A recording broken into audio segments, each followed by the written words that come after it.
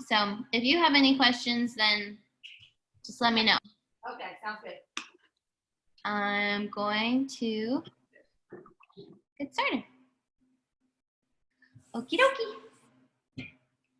So today, because I miss my pasta Mondays at Golestan, I'm going to be making the Golestan pesto that I usually make every Monday with you guys. And the first step with all of our recipes is to put on our aprons, which Massimo's putting on his apron, and all of you at home can pretend to put on your apron if you want to. And wash your hands. I didn't pick out a hand washing song this morning. I was in a meeting with Teacher Brooke and Nessa, and so I'll just have to like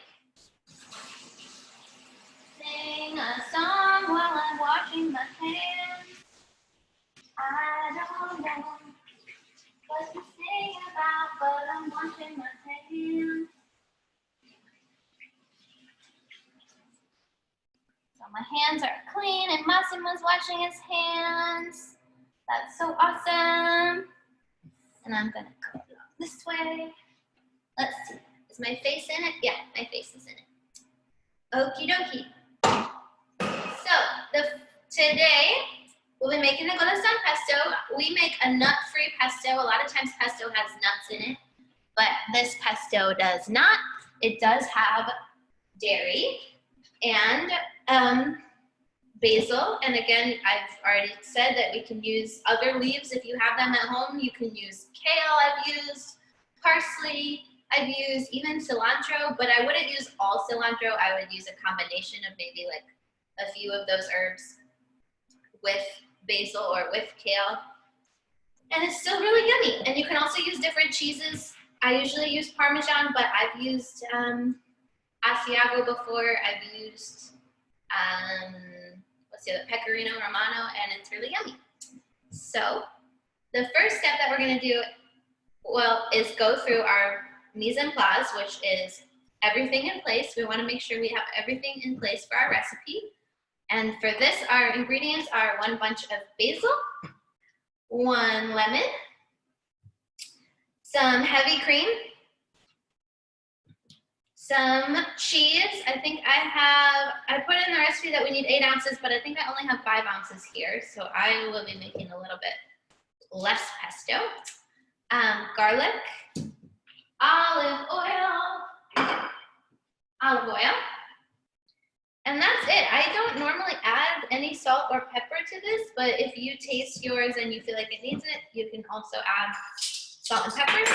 As far as our tools, we need a cheese grater if you're going to be grating your cheese by hand. Oh, beautiful. Look at all that basil that Sandra and Massimo grew. Looks like they're getting started washing their herbs. And measuring spoons or measuring cups. And I always make the Golestan pesto in a food processor, which is a machine I use all the time at work that will just grind everything up for us. So the first thing we're doing, which it looks like Sandra and Massimo are getting started on, is to wash our herbs. I'm just gonna open this up. I'm gonna pull these out. I went to the farmer's market and I was looking for basil, but it was a little bit too early to have basil that was grown, at least from like the immediate Bay Area at the farmer's market. So, but it looks like Massimo and Sandra have grown their own basil at their house. And I looked in the Golestan garden and there's a little bit of basil here, but I didn't want to pick what we had here because I was worried that maybe it would hurt the basil plant to pick all of the leaves so early on in the season. But what I'm doing here is I'm just taking my fingernails and I'm pinching off the leaves from the thick stems. Some herbs like parsley have thinner stems and you can actually use the stems when you're cooking with them, but for basil, the stem is really quite thick and pretty fibrous and it doesn't have a lot of flavor. So with basil, I try to take away the thick stems. But if there's a little stems, you know, here and there, better to not waste. So I usually I cook with herb stems more than some chefs do, I'd say. Not basil stems. So I'm just picking, and this basil, it smells so good. I don't know if you guys can picture here. I can put it in the screen and you can sniff it and smell it. Ooh, it smells so good. I just love the smell of basil. And it reminds me of every Monday when I come to Golestan after the long weekend and I cook pasta Mondays for all of you guys. So it's a good memory for me. And now I'm going to put some water on my basil leaves. And my basil leaves aren't super dirty. I don't see any dirt on them, but I'm just washing them to make sure there isn't other, I don't know, stuff from being out in the world. So I'm just gonna give it a light toss about in this water and grab my salad spinner. And if you're at home and your herbs are already washed, then you can skip this step.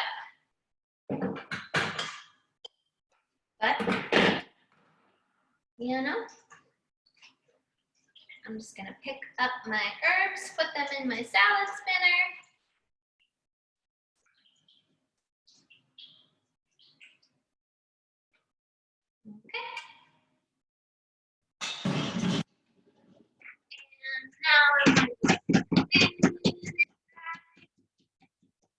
I used to work at a restaurant where they were always, when I first started at the restaurant, I would hit the salad spinner like this, very slowly. And they said, you're never gonna get it dry like that. You got it.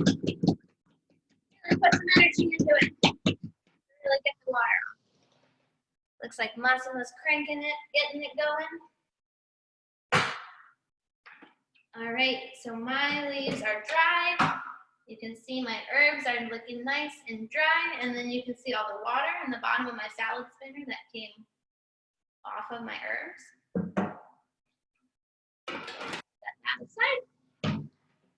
And Sandra and Massimo, are you guys grating your cheese by hand, or are you going to use your food processor? We're actually going to omit dairy today. Okay, no dairy. Okay. Then if you, because Mike doesn't eat dairy. Oh, gotcha. Great. That's totally fine. Okay. Yummy. Then if other people are just watching from home, I have a block of ungrated cheese. If you're at home and you have already grated cheese, it can go right into the food processor at this point, or you can grate it with a cheese grater. What I do at Golestan is I just cube the ungraded cheese into cubes like this. And then I put it right into the food processor with the cutting blade, not with the grater blade, and it kind of grinds it up to little shreds that look kind of like if you've ever seen the Kraft Parmesan shakers, the little crumbles. If you just grate your cheese right like this, it'll kind of just crumble it. So I'm going to do that instead of grating it by hand. But again, if you're at home, you can grate it by hand if you want to. This just saves me time. So I'm going to turn it on, and it's going to be loud.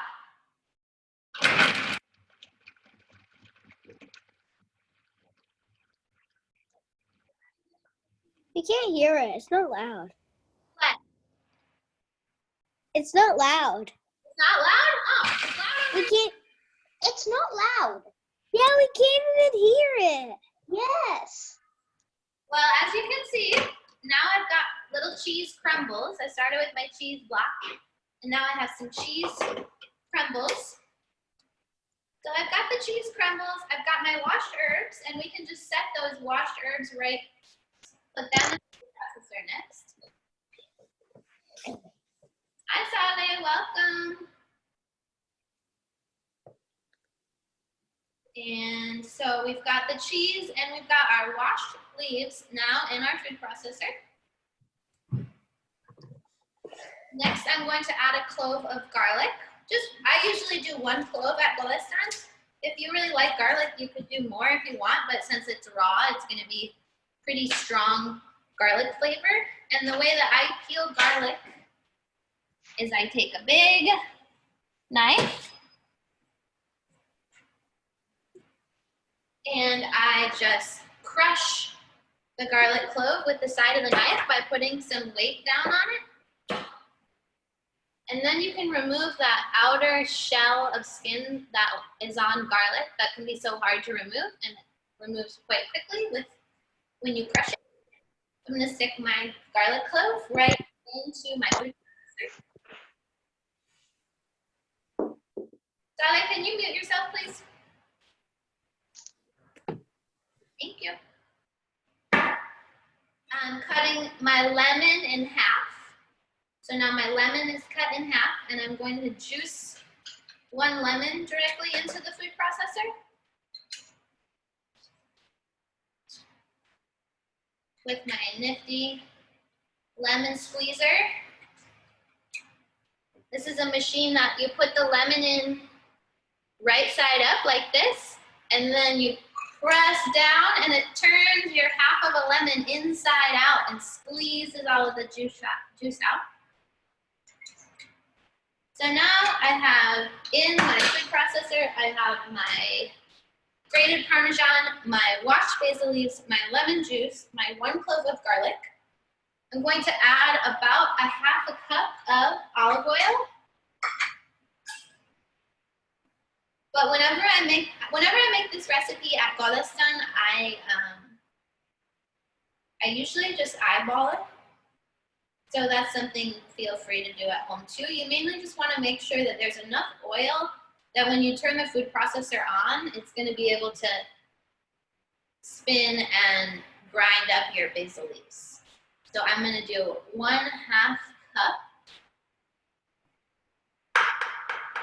of oil right into my food processor. And then turn the food processor on, just to grind everything up. And here, I'll try to move the food processor closer to the screen so you guys can see what's going on. So we've got our cheese, our leaves, you can see the garlic clove in there, and then there's some olive oil, although I might have to add a little more olive oil. We'll see. We're not adding the cream yet. And I'm gonna turn it on. And it's all whirring around, and it's kind of making starting to look like pesto. We can't hear it. Why can't we hear it? You can't hear it? No. Huh, I don't know why. Yeah, we can't hear it. It's not too loud. It must But just be really quiet. It's not loud, and then it gets loud, and then it's not loud. Yeah. Can you hear me? Yes. Yeah. Hear me? You can't hear this? No, because the meeting makes it not sound. I can't hear it. I can't hear it. Can't hear it. Yeah. Maybe Can't hear it. I can't hear it. I can't hear it either. I can. you can? Yes. Me too. I can hear it. I can hear it. All right. Only the start. Okay, so now we have a paste that looks a little bit creamy. It looks a little creamy. The basil's all ground up. You can, I'll show you what it looks like on the top. You can kind of see it looks similar to the Golestan pesto, but a little bit more dark green. And so the next step is going to be to add our heavy cream. But the heavy cream is something we need to add at the very end, because if you add the heavy cream in the beginning, what's going to happen is when you take heavy cream and you beat it really hard, does anyone know what you get when you beat heavy cream? What happens? First you get whipped cream, and then if you keep beating it longer and longer, you get butter.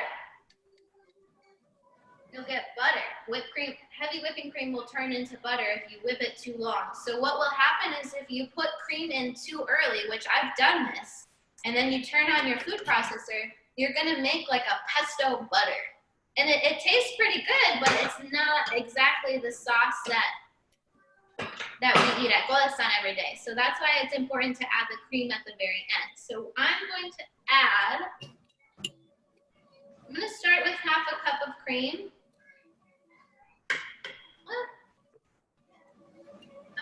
I'm gonna do 1 cup of cream. I think that looks like the right ratio.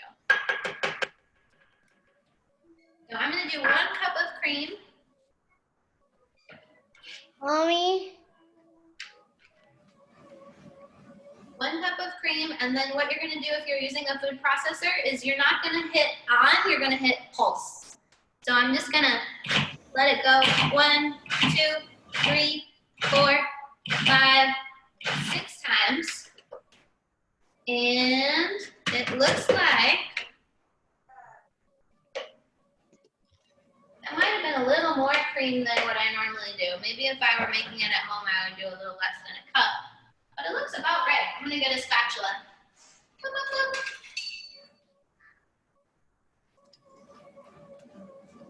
So now you have a creamy, yummy sauce that we eat every week at Golestan on Mondays with our pasta.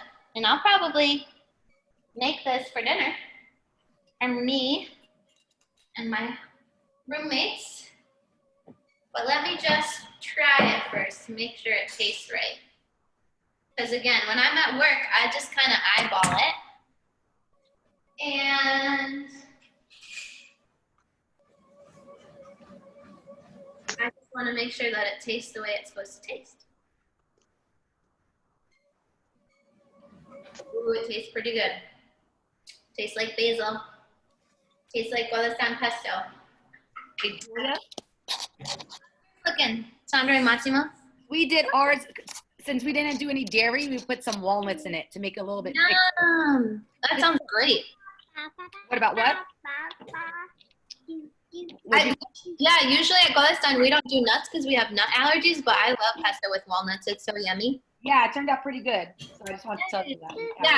Yeah, maybe you'll want to add some salt and pepper probably because you probably already did. I did, yeah, because it didn't taste so, yeah, you gotta add some flavor. Okay, thank you. Cool. So now I'm done with my pesto and I'm gonna save this for later and eat it with lunch. But if y'all are gonna watch this video again, I hope you enjoy trying the Golestan pesto at home. And now that we're done with the cooking, does anyone have anything they want to share with the class? Thank you. Bye. You don't have to hang up. You can Isa or Saleh or looks who else is here? Oh, it looks like Zahara's here cooking too. Hi Zahara. Hi. You're muted. I'm gonna unmute you, okay? Hi. How's it going? Good. What did you have for breakfast today? Bread. No, we had toast and eggs. Yum. We had. Do you have to say? What? Zahara said 100 times we had. What did you have for breakfast today, Saleh? Nothing. No breakfast? No. Nice. Zahara, are you guys making the pesto at home? Yeah, we did make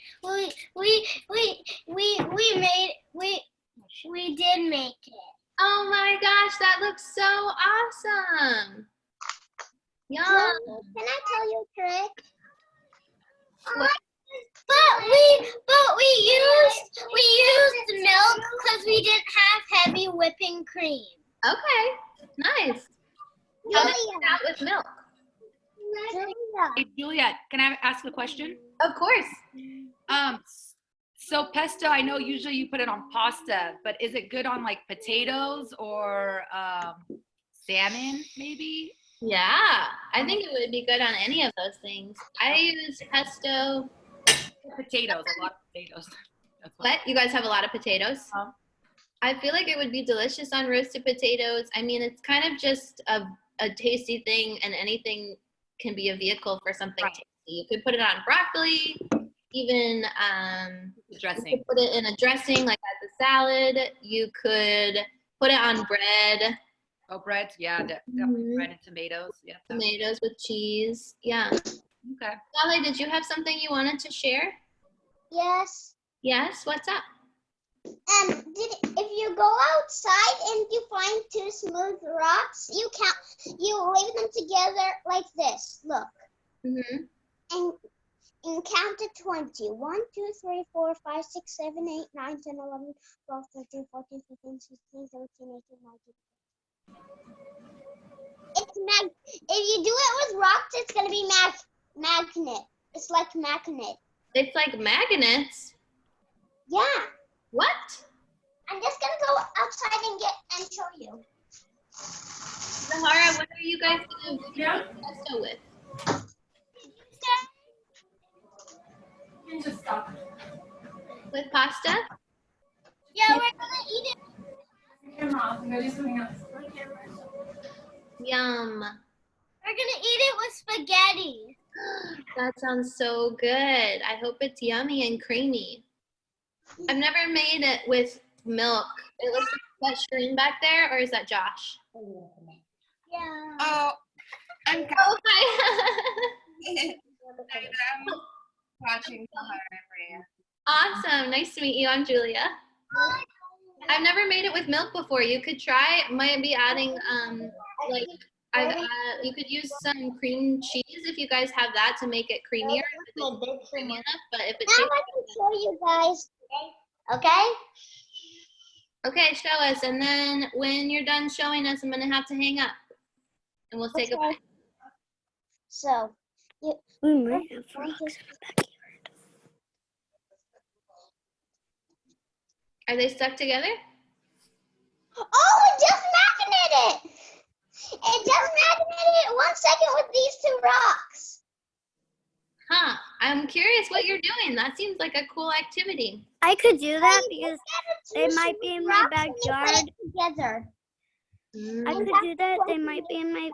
There might be smooth rocks in my backyard, and one of our neighbors down there, they have their driveway has like a bunch of tiny rocks. So. It needs big rocks, not tiny. Well, there also are big rocks. But it has to be smooth like this, like a pedal. Mhm. Cool. And we probably have those in the front yard. You have to connect it and then count to 20 and then we'll be done. 1, 2, 3, 4, 5, 6, 7, 8, 9, Okay. 10. I'll try that. Or Summer or Zaina, do you have Saleh Massimo or Zahara? Do you have anything you want to share before we hang up? About what? Well, Saleh shared his rocks. Is there anything cool around your house that you want to show everyone?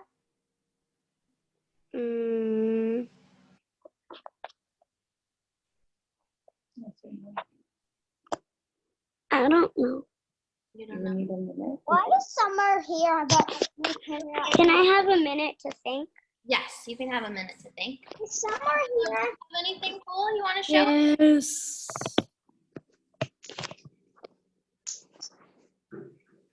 Butter? Don't even think He's about it. just making silly faces over there. Butter. Seriously. Butter that.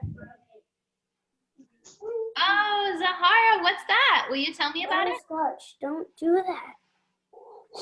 Don't do that, butter. Butterscotch. It will tell you how to make them. You need pipe cleaners and pom-poms and googly eyes. You made that? What is it? It's a chick.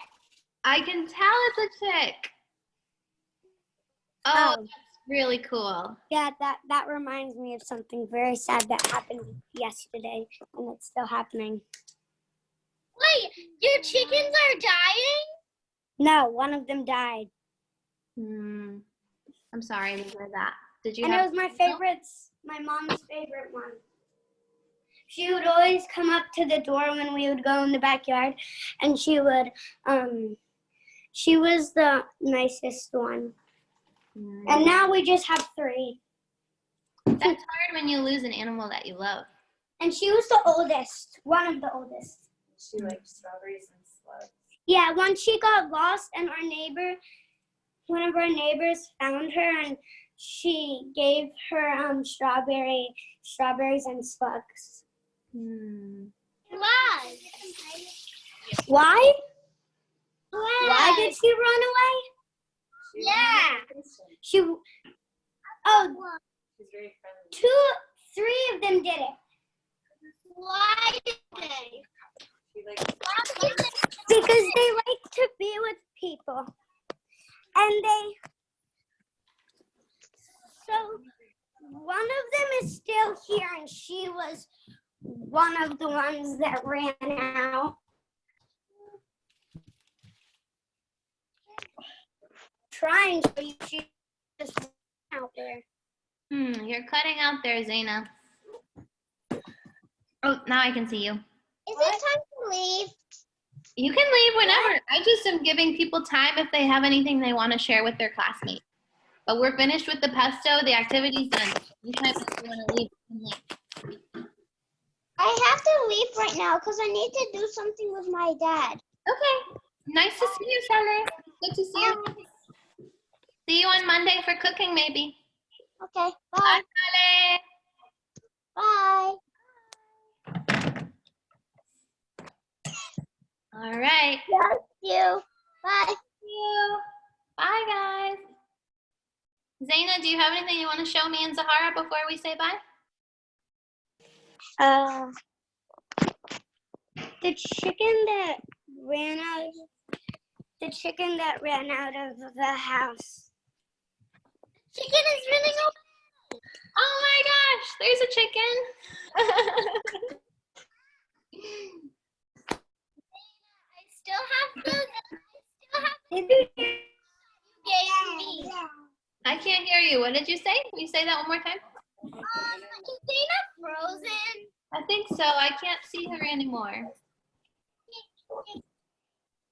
Yeah, we can't see you anymore. Can you see me now? Ooh.